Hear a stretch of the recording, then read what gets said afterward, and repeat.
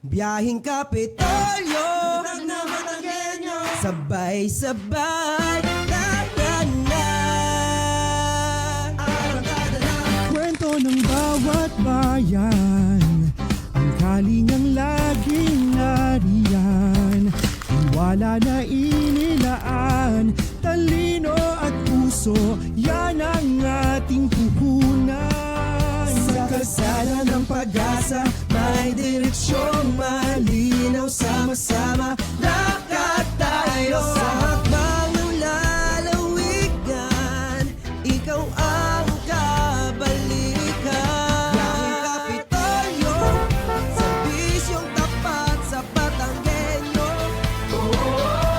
Biyaheng Kapitolyo, matatag na Batangas, yan ang puso talino. Bukas ay iabot kamay, kapit bisig sabay-sabay. Biyaheng Kapitolyo, Talino sa serbisyo, Kapitolyo. pusong Batanggenyo. Talino at puso. Sa bawat kilometrong ating tinatahak, may kwento ng pag-asa at pagbabago. At sa bawat stopover, serbisyong may puso ang hatid namin sa bawat Batanggenyo. Sa ating bawat pagbiyahe, may dalang bagong pag-asa. Mas malapit, mas mabilis at mas pinatibay. Ito ang bagong mukha ng ating ugnayan. Mula po dito sa Batangas Provincial Information Office, samahan niyo po kami ngayong araw ng Biyernes para naman po sa isang makabuluhang talakayan na nakalaan sa public service. Ito po ang opisyal na programang pangradyo ng Pamahalaang Palalawigan ng Batangas, ang inyong Biyaheng Kapitolyo. Talino at puso. Ayan, magandang umaga Batangas. Ako po ang inyong lingkod, Tala Cabello. Ayan, good morning po at ako naman po si Almira Elaine Valer.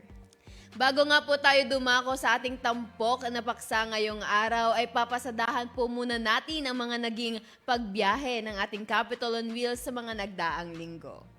Una nga po, araw ng Lunes ay umarangkada po ang serbisyo ng Kapitolyo at mga katuwang na ahensya sa bayan po yan ng Mabini. Dito nga kasamang Almira ay madami tayong mga services na inoffer sa ating mga kababayan dyan sa Mabini. Katulad na nga lamang diyan yung mga libreng tuli, yung mga para sa mga buntis din na ating mga kababayan, meron din tayong services, mga check-up, dental missions, gayon din yung pap smear and dental, yun nga kagaya ng sinabi ko, ay binigyan natin ng pansin na maibahagi yung mga ganong serbisyo sa ating mga kababayan.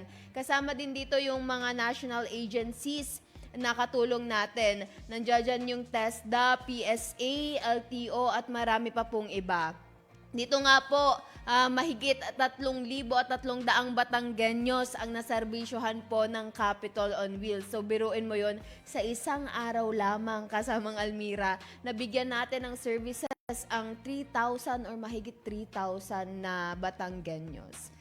Kung ganito ang ating mga numbers ng mga Batangas na natutulungan, maganda ito para sa lahat ng ating mga kababayan. And super relevant nga po nito ngayon sa kinakaharap nga po natin sa economy natin, katulad nga po ng pagtaas ng gasolina, ay napakalaking tulong po nito sa ating mga kababayan na hindi na po kailangan mag-travel ng malayo para lamang po makuha yung mga ganito o ma-inquire yung mga ganitong services na binibigay po natin. Hindi na po nila kailangan magtungo sa Kapitolyo.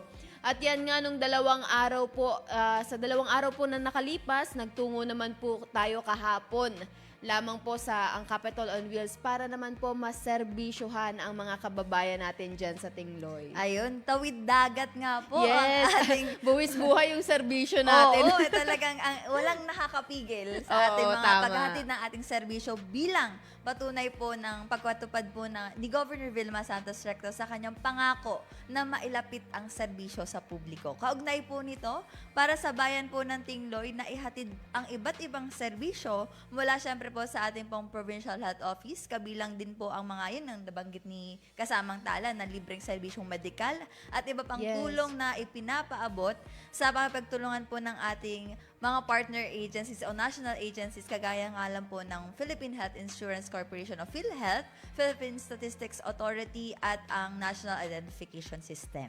Yung mga ganyang bagay kasamang Almira kasi, since Tingloy nga sila, malayo. So, kailangan pa nga nilang bumiyahe, magbo-boat ride pa sila papunta dito sa city para lang ma-inquire or ma-acquire yung mga ganitong services. For example, may national ID ka na ba?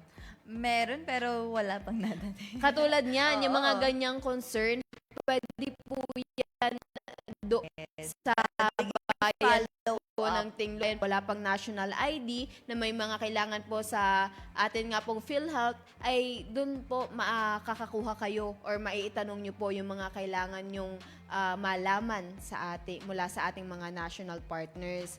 At samantala nga po ang Provincial Agriculture Office kasama nga po ang Bureau of Fisheries and Aquatic Resources o BFAR nga po at Department of Agriculture Region 4A ay namahagi naman po ng mga kagamitang pangisdaan at mga binhing pananim sa mamamayan po ng Tingloy, Batangas. Ayun, at ay yung mga kagamitang pang-isdaan nga ay yung mga sets of squid jiggers at saka yung mga sets of gill nets. Yan ang mga pinapamigay na simula nung ating first Capitol on Wheels hanggang ngayon ay tuloy-tuloy na ipapamigay pa Yes. para sa ating mga fisher folks. Yes, tama ka dyan, kasamang Almira.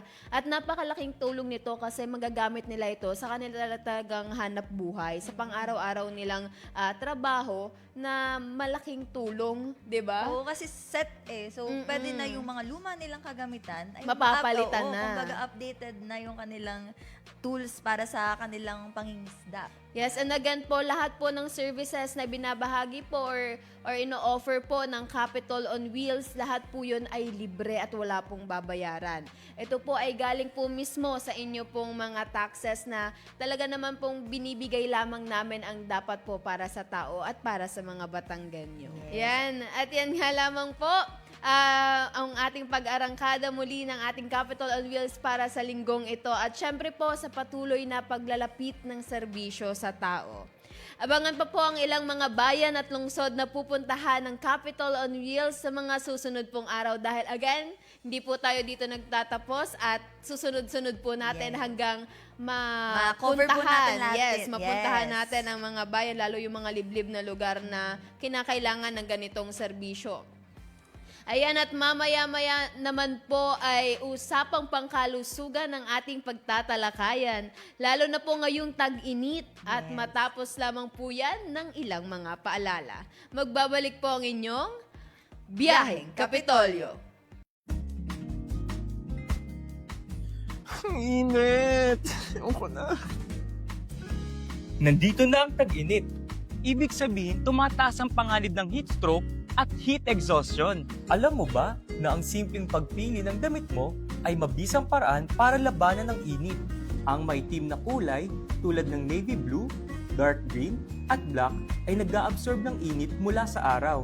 Kapag suot natin ito, mas lalong ramdam natin ang init. Pero ang maliwanag na kulay tulad ng white, pastel, at beige ay nagre-reflect ng init. Kaya hindi natin ito masyadong ramdam sa katawan. Init naman. Palit na nga ako. Kaya ngayong tag-init, magsuot tayo ng light-colored shirt at komportabling damit para maiwasan ang heat stroke at heat exhaustion. Let's beat the heat dahil bawat buhay mahalaga. Talino at puso. Ayan, at nagbabalik nga po ang inyong Biyaheng Kapitolyo at last week nga po na pag-usapan natin yung mga tourist spots natin dito sa Batangas at syempre yung mga paalala. Ngayong araw naman po ay isa na namang makabuluhang talakayan muli in relation pa din po syempre yan sa ating tag-init. At sa panahon nga po ngayon naramdam natin ang matinding sikat ng araw at mataas na temperatura na maaari pong magdulot ng iba't ibang epekto sa ating katawan. Kaya naman po mahalagang maging handa at maalam upang maiwasan ang mga sakit na karaniwan pong lumalabas tuwing summer season. At syempre, kabilang nga po dyan ng dapat nating bantayan ngayong panahon ng tag-init ay ang dehydration, heat exhaustion, heat stroke, skin irritation, at iba pang karamdaman na maaari nating maranasan. Hindi lang po natin, pati po na matatanda at maging ang mga nagtatrabaho sa labas ng tahanan. Sa simple nga pong pag-iingat at tamang kaalaman, maaari po tayong matulungan upang mapanatili nating ligtas at malusog ang ating mga sarili at ang buong pamilya. Yes, tama ka dyan kasamang Almira. Kaya naman sa ating programa ngayong araw, makakasama natin mula sa Provincial Health Office si Doc Jana Michelle B. Bron. Ito po ay ating Officer 3 sa Provincial Health Office upang sagutin ang ilan po sa mga mahahalagang katanungan tungkol po sa ating summer-related health problems. Kung saan magbibigay rin po siya ng mga practical na payo at tamang gabay upang maging handa tayo sa matinding init ng panahon. Kaya naman po mga kasama, manatiling nakatutok dahil tiyak po marami tayong mapupulot na kaalaman ngayong araw. Ayan, magandang umaga po sa inyo, Doc. Kamusta naman po kayo ngayong araw? Magandang umaga rin sa inyong dalawa. Mabuti naman at mapagpala ang ating biyernes na ngayon. Ayan, simulan na po natin ang ating discussion po ngayong araw dahil talagang maiinit din po ang tanong na ihahatid po namin or itatanong po namin sa inyo po ngayong araw. Ayun, Doc. At bilang nga po, tag-init na po, at ramdam na ramdam naman po talaga natin ng init po sa panahon po nating ito. Ay ano-ano po ba ang mga karaniwang na sakit po na tuwing tag-init po natin nararamdaman o maaari po nating ma-experience po? So, tuwing tag-init, ang madalas nating bantayan ay ang heat exhaustion, heat stroke, dehydration, pati food poisoning at diarrhea. Dahil sa init, mabilis ang pagkapanis ng pagkain. Kaya meron pa rin diarrhea at saka food poisoning. So, dapat maiwasan natin yung dehydration ng katawan. Since nabanggit nyo nga po yung heat exhaustion tsaka po yung heat stroke, ano po ba yung pinagkaiba ng dalawa? Ang heat exhaustion, mapapansin mo ito kapag pinagpapawisan yung tao. Tapos biglang manghihina na siya, nahihilo at parang nasusuka. So yun lang ang heat exhaustion. Pero kapag sinabi kasing heat stroke, yun yung mas delikado. So mataas yung lagnat ng pasyente, tuyo yung balat niya, minsan wala ngang pawis tapos biglang nalilito na siya at nawawala ng malay. So itong heat stroke, ito yung emergency talaga. So, kailangan ng agarang lunas kapag napansin sa isang pasyente na may heat stroke siya. Yun kasamang Almira, magkaiba pala talaga ang heat stroke at saka yung heat exhaustion. Kasi pag sinabi mong heat stroke nga, sabi nga ni Doc Jana, ito ay mas extreme na nararamdaman ng tao.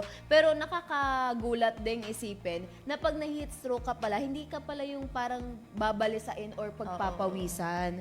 Kundi mas grabe yung mararanasan mo. Kaya naman, importante talaga yung mga ganitong usapin ngayong tag-init para alam nila yung distinction ng dalawa. Oo, tsaka po yung mga simple pong paraan ay maaari po nilang magawa, lalo na nga po yung ating pong sinasabi na first aid.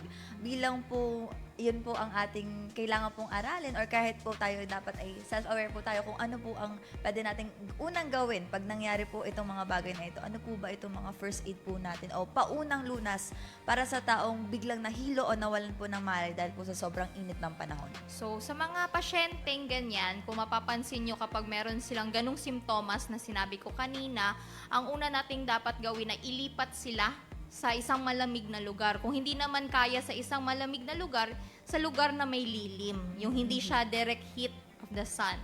Tapos, ihiga natin sila at itaas po ang kanilang mga paa. Then, kapag kung mapapansin yung mahigpit yung damit nila, yun, paluluwagin natin yung damit at palalamigin ang katawan gamit yung water bottle na malamig o kaya basang tuwalya, tapos medyo may ice, yellow ganyan. Ilagay natin sa kilikili nila o kaya sa leeg.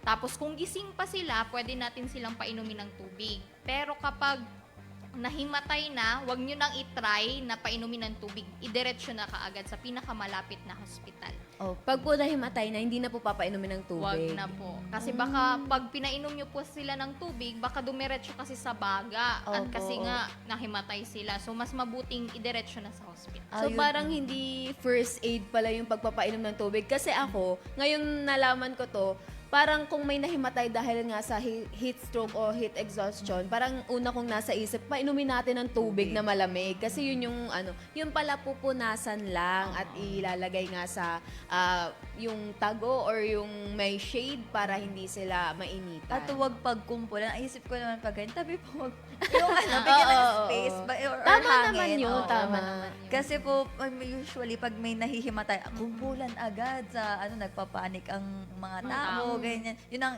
instinct ng mga, pag hindi po tayo, parang, yung urge natin tumulong, ay pa pala siya, parang nakakadagdag po siya sa nararamdaman ng tao. Mas maiinitan kasi sila. Opo.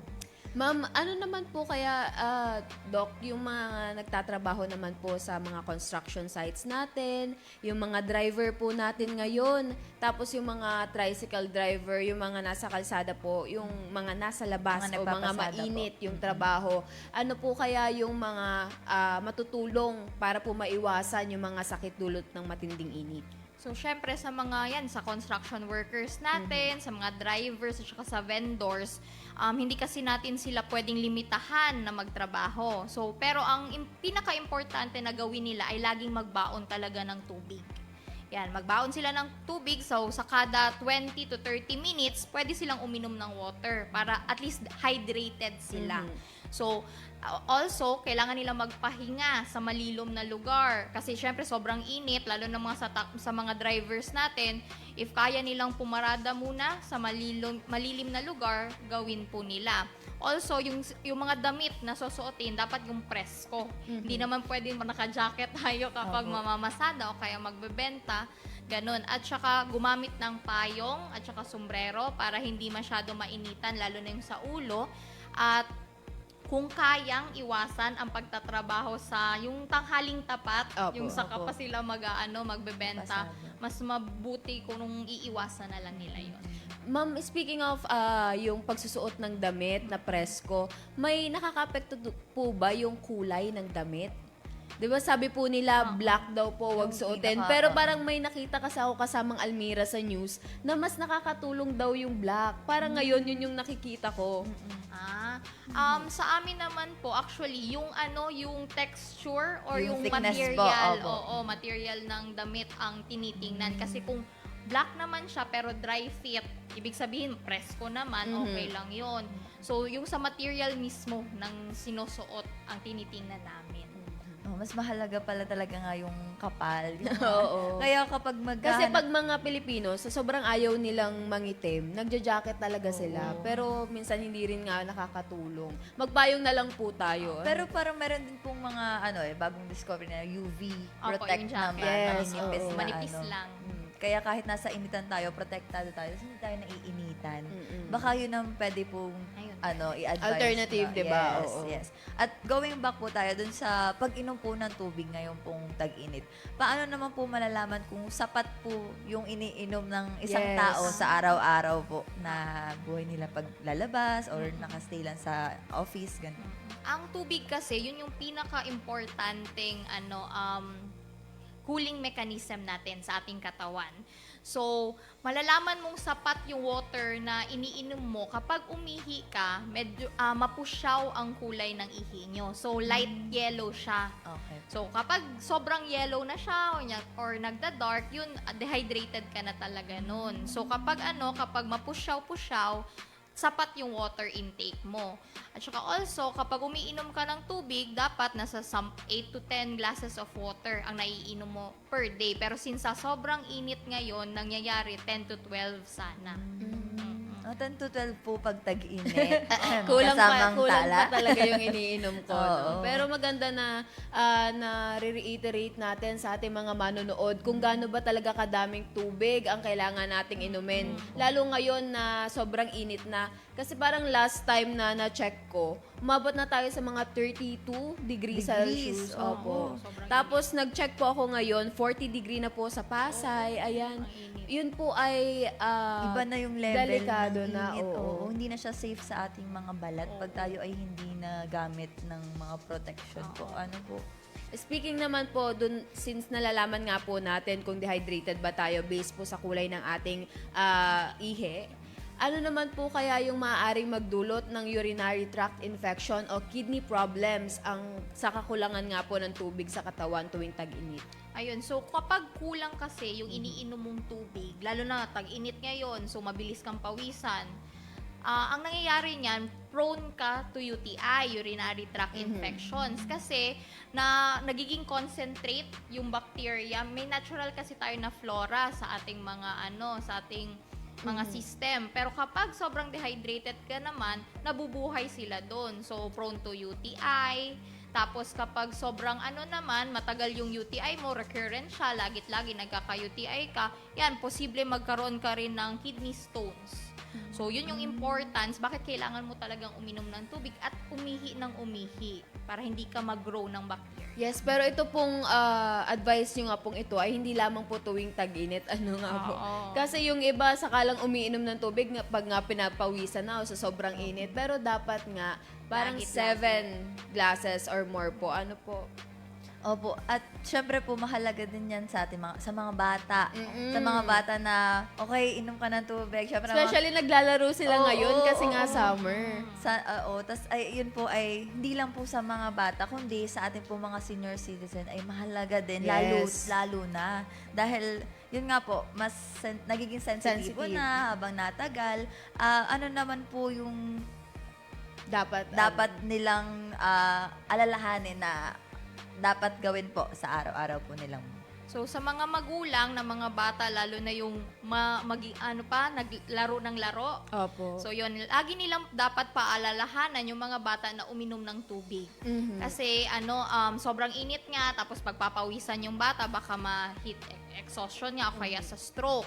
Tapos, wag masyadong magbilad sa araw. Kasi usually, di ba, yung mga bata, basta makalabas lang ng Opo. bahay, laro ka Go agad. na. Oo. So, lalo na kapag tanghaling tapat, so, kung kaya nilang dito muna kayo sa bahay, kung meron silang activity sa bahay, mas mabuti.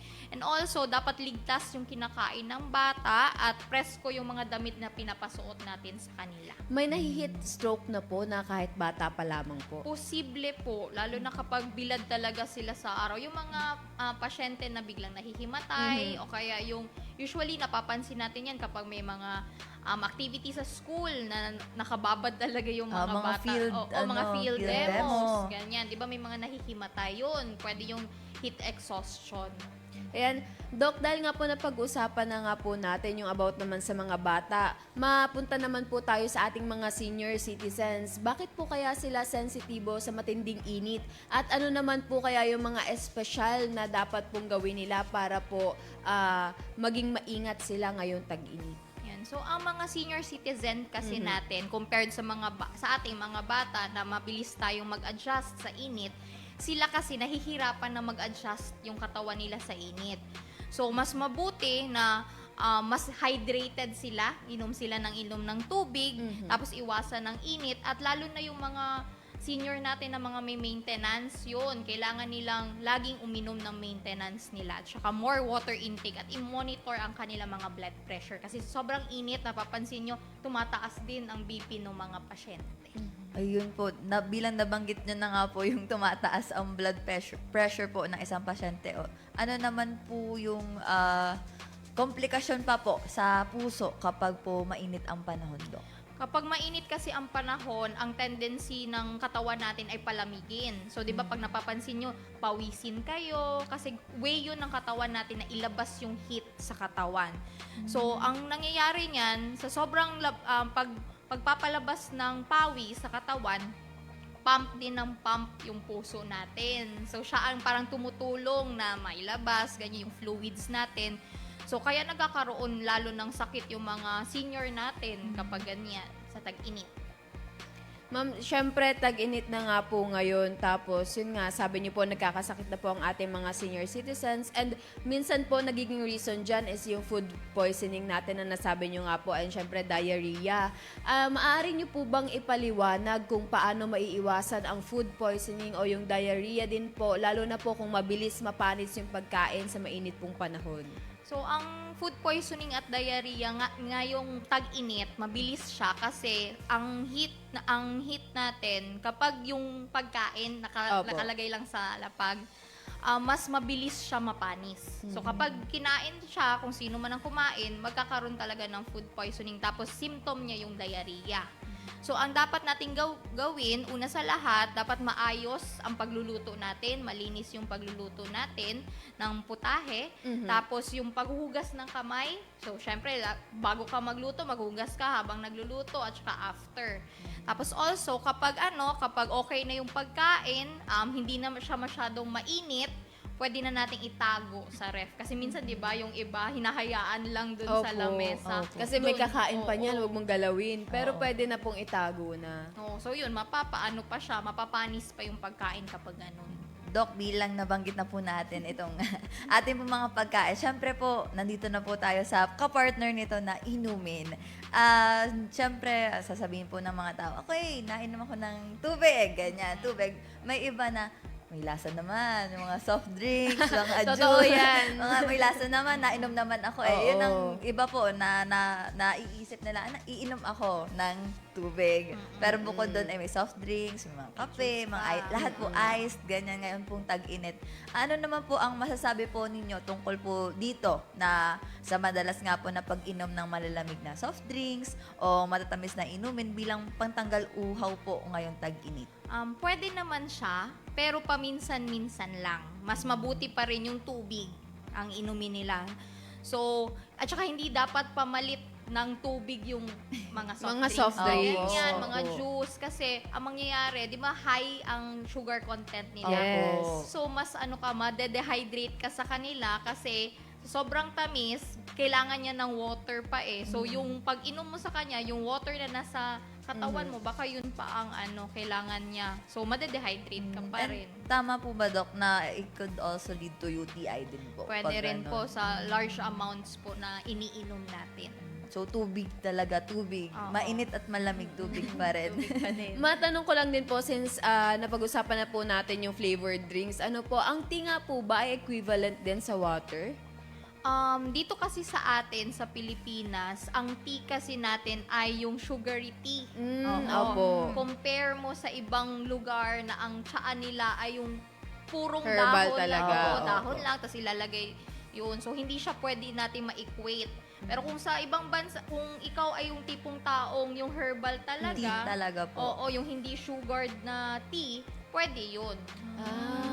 Okay. Kasi may kilala ako, napakahilig niya sa tea. Tapos lagi kong sinasabi na hindi ba magkaiba ang tubig at tea? Tapos sabi niya, equivalent naman ng tea ang tubig. So ngayon ko lang nalaman na pag dito sa Pilipinas kasi mostly nga mahilig tayo sa mga matatamis ay yung tea natin, sugary. So hindi rin siya nga nakakatulong. Milk tea yun. Iba na atay. Oo. Ay, ano naman po kaya yung mga tamang paraan ng pag-ehersisyo ngayon pong tag-init? Since nga, napakainit, parang, sige, tama na yan, pinagpapawisan naman na din ako. Oo, pagising akala nyo. kasi nila, pag pinagpapawisan ka na, okay na yun, na, nakakapayat na. Pero ano po kaya yung mga ehersisyo po na mararecommend po natin? So, pwede naman yung regular na walking lang at saka jogging. Kaso, ang timing kung kailan natin gagawin, yun yung importanteng isaulo natin. Kasi sa sobrang init nga, kailangan nating, ngayon pa lang, di ba, tayo 7 o'clock. Opo. So, gumigising tayong 6. Parang mas gusto Tirik ko na na yung nga yung araw. 7 a.m. Kaso, ang 6, mapansin nyo, mainit na rin siya. So, dapat before 6, nag-start ka na. So, mga 5 a.m. po, Doc. Oo, kung kaya mo din namang gumising na ganun kaaga, better. Gagawin po. Oo, tapos pwede rin sa gabi. Opo. May iba tayo na mostly sa gabi sila nag-exercise, okay lang din yun. Tapos importante din yung suot na damit. Dapat presko. Hindi naman pwedeng okay, may iba kasi naka-jacket na Opo. nagja-jogging. Okay lang yun as long as yung tela Yung yung UV manipis, po, opo. oo, tsaka UV siya.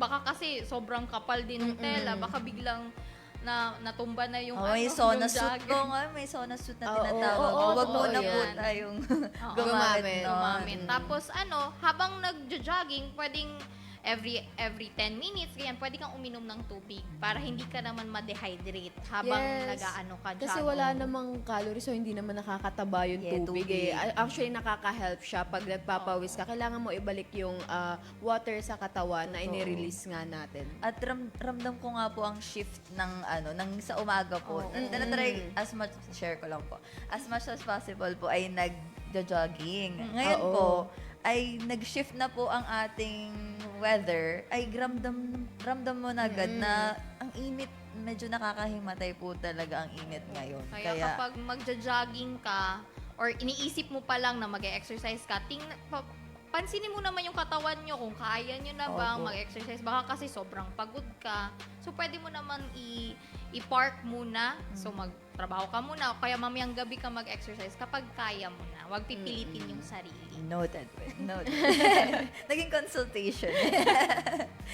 Ayun po. Bilang kailan naman po, ma'am, Doc, dapat po dalhin agad sa ospital ang isang tao pag nakakaranas naman po ito ng sintomas na may kaugnayan po sa sobrang init ng panahon. So, yung mga pasyente na napapansin yung biglang nahimatay o kaya sobrang taas ng lagnat, tapos kinumbulsyon o kaya hindi na makausap ng maayos, sila yung mga importanteng madala agad sa hospital. At hindi po malayong mangyari po ito. Ano po? And speaking nga po sa mga nahimatay po, meron na po ba tayong datos kung ilan po yung mga nagkaroon na po ng ganong pangyayari? So far po ngayong summer, wala po masyado kasi nag-ano rin ang classes, Online, online naman. okay po. Oo. So nakakatulong talaga 'yun kasi at least yung mga bata kasi usually ang ganyan nahihimatay bigla. Nakakatulong 'yun at least hindi sila bilad sa araw kapag nagka-klase. Ayun. Ayan, at bilang panghuli naman po, ano po yung inyong mahalagang paalala sa ating mga kababayan upang manatili pong ligtas, malusog at handa po sa gitna ng matinding init ngayong summer season? So, isang simpleng pag-iingat lang naman ang malaking tulong na para maiwasan natin ang pagkakaroon ng sakit ngayong summer season. So, laging nating tandaan itong Hearts Hydration and Heat Safety Reminder natin. So, Hearts. So, H, hydrate regularly. So, laging uminom ng tubig. So, hindi yung flavored drinks, hindi yung mga may kulay, kundi tubig. So, iwasan muna natin yung pagkakape, pag-aalak o kaya matatamis na mga drinks natin. Yun ang H. So, E, so escape extreme heat. So, kung maaari, kung kaya naman natin na wag lumabas kapag tirik yung araw, gawin po natin yun, lalo na ngayong 10 a.m. hanggang 4 p.m. kasi ramdam mo talaga yung init pa nung sobrang init kapag ganyang mga oras.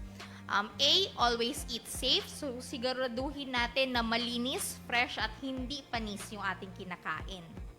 R naman po ay recognize warning signs gaya ng pagkahilo, nanghihina, matinding pagkauhaw at saka kasi ito yung mga senyales natin nung heat exhaustion. T, take proper rest and protection. So, magpahinga at magsuot ng preskong damit.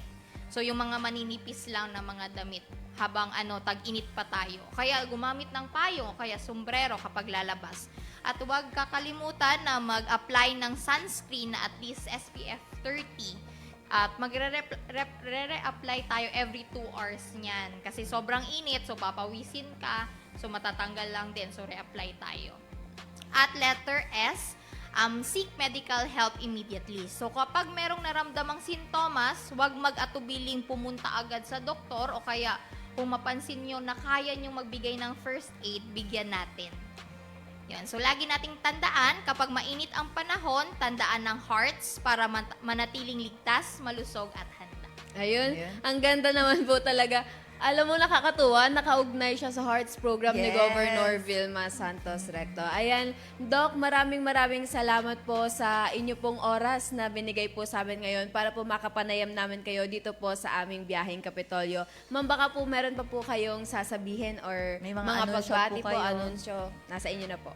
So, sa pang-anunsyo namin, so meron tayong mga dental mission at Operation Tuli, lalo na ngayon na tag-init. So, mahilig talaga sa Operation Tuli.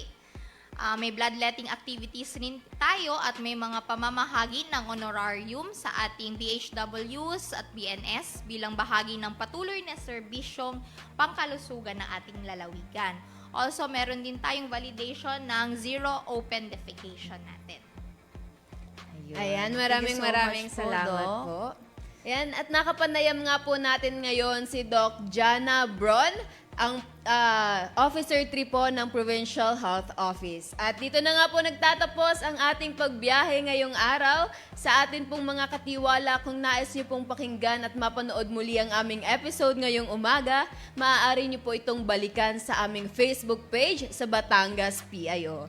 I-like at i-follow po na rin ang aming mga official social media accounts para po sa iba pang updates. Subaybayan at magkarinigan muli po tayo next week para po sa panibagong edisyon at bagong pagpasada ng inyong programang pangkaalaman, impormasyon at pagbabalita. Siyempre, hindi din po natin makakalimutan ng ating technical team na pinapangunahan po ni Direk Ian Escamillas at ang ating po mga kasamahan dito po sa ating PIO na kasama po natin bumiyahe ngayong araw at sa inyo po na manonood po namin na hindi bumitaw at patuloy na tumatangkilik sa biyaheng Kapitolyo.